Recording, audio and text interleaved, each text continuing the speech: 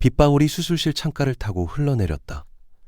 마이클 리는 수술대 위 환자의 복부를 절개하며 손끝에 맺힌 땀을 느꼈다. 환자 5위, 혈압 80분이 살 10으로 급락 중. 간호사의 목소리가 경보음 사이로 울렸다. 그는 침착하게 명령을 내렸다. 헤파린 5,000 IU 정주. 하지만 그의 시선은 잠시 다른 곳으로 향했다. 주머니 속에서 진동하는 휴대폰 화면에 안에 38주라는 이름이 떴다. 화면에는 초음파 사진 속 아기가 엄지손가락을 입에 넣고 웃고 있었다. 그는 핸드폰을 꺼내려다 멈췄다. 지금은 환자에게 집중해야 했다. 그 순간 15km 떨어진 교차로에서 급브레이크 소리가 공기를 가르고 있었다.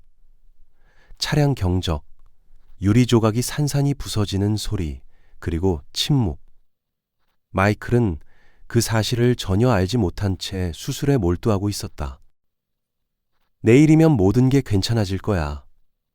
그는 그렇게 스스로를 다독였다. 그날 밤 마이클은 경찰서로 불려갔다.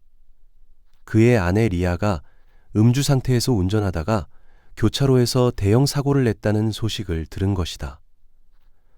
사고로 인해 한 가족이 전복된 차량 안에서 사망했고 유일한 생존자는 당시 19살이었던 소녀였다. 15년 후 강원도 청운리라는 작은 마을. 마이클은 이제 이민호라는 이름으로 불리고 있었다. 새벽 4시 17분 그는 원장실 책상 위에 놓인 계산기를 딸깍거리며 하루의 시작을 알렸다. 서랍에서 꺼낸 천연소가죽 수첩에는 빽빽한 발을 정자 표시가 가득했다. 매일 자신의 속죄를 기록하는 습관이었다. 그는 작은 마을 의원의 의사로 일하며 조용히 살아가고 있었다. 사람들은 그를 친절하고 헌신적인 의사로 여겼지만 그의 내면에는 사고에 대한 깊은 죄책감이 자리 잡고 있었다. 그는 과거의 잘못을 속죄하기 위해 이곳에 왔다고 스스로 믿었지만 진정으로 자신을 용서하지 못하고 있었다. 원장님, 또 벌써 일어나셨네요. 약사 최서방이 문을 열며 코트에 묻은 눈송이를 털었다. 최서방은 마을 주민들과 마이클 사이를 이어주는 다리 같은 존재였다. 그는 마이클의 과묵함을 이해하고 존중하면서도 그를 돕고 싶어 했다. 오늘은 영심 할머니 당뇨 검사 있는 날이죠? 제가 미리 혈당 측정기 준비해 둘게요. 마이클은 청진기를 목에 걸며 고개를 끄덕였다. 75세 여성, 인슐린 저항성 증증가. 오늘은 헤모글로빈 추가 검사 필요합니다. 그의 말투는 정확하고 차분했지만 어딘가 감정을 억누르는 듯한 느낌이었다. 그날 오후 낯선 차량 한 대가 마을로 들어왔다. 검은 렉서스 SUV가 먼지를 일으키며 주차했다. 운전석 문이 열리자 라디오에서 흘러나온 바흐의 지선상의 아리아가 공기를 진동시켰다. 차에서 내린 사람은 젊은 여성이었다. 그녀는 이곳과 어울리지 않는 세련된 옷차림과 날카로운 눈빛을 가지고 있었다. 며칠 후 낙원 약국에서 마이클은 그 여성을 다시 만났다. 그녀는 약국 카운터 앞에서 약 봉투를 들고 있었다. 페퍼민트 향이 코를 찌르는 순간 그녀의 손에서 병뚜껑이 땅에 떨어졌다. 철컥거리는 소리가 울렸다. 의사 선생님, 이 약 좀. 그녀는 말을 잇지 못하고 고개를 숙였다. 마이클은 그녀의 처방전을 살펴보다 멈췄다. 트라조돈 50mg? 이건 우울증 치료제인데. 불면증에 효과 있다고 들었어요? 그녀는 작게 대답했다. 밤마다 악몽이, 차량 경적 소리가. 그녀의 말에 마이클의 손끝이 떨렸다. 그는 진료 기록을 빠르게 스크롤하며 그녀의 정보를 확인했다. 이름은 소피아 윤, 1997년생이었다. 하지만 그의 시선은 그녀의 목덜미에 난 흉터로 향했다.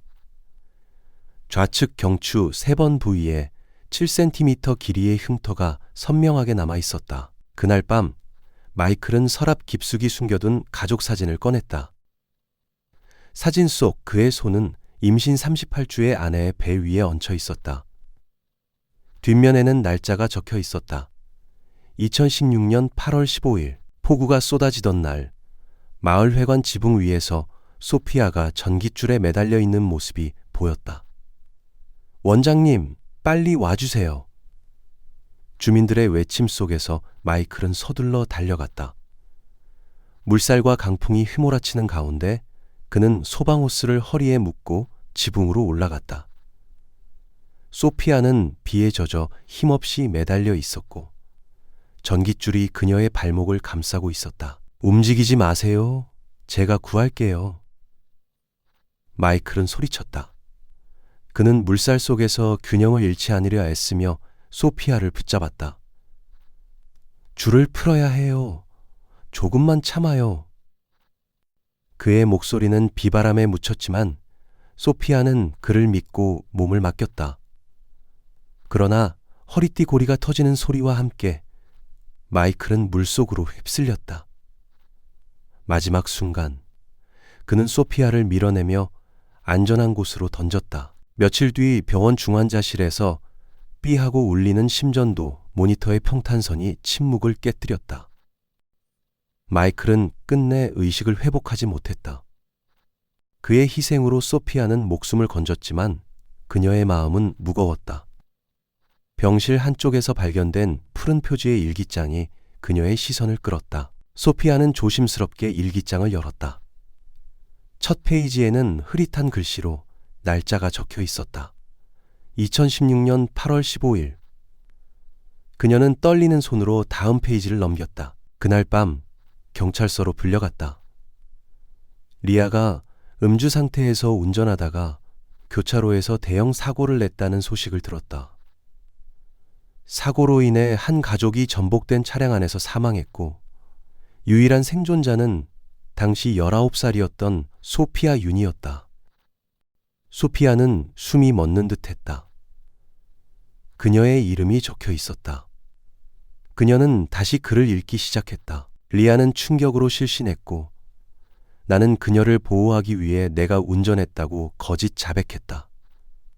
나는 의사라는 직업과 내 미래를 포기하면서까지 아내와 태어나지 않은 아이를 지키기로 했다. 하지만 죄책감과 사고의 피해자인 소피아에 대한 미안함은 내 마음 깊숙이 자리 잡았다. 소피아는 일기장을 꼭 쥐고 눈물을 흘렸다. 그녀는 그날 밤 교차로에서 겪었던 끔찍한 사고를 다시 떠올렸다.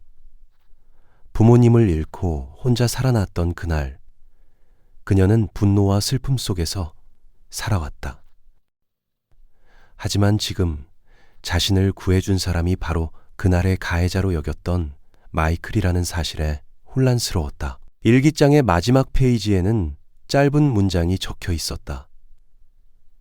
나는 용서를 받을 자격이 없다. 하지만 그녀가 살아갈 수 있다면 그것만으로 충분하다. 소피아는 일기장을 가슴에 품었다.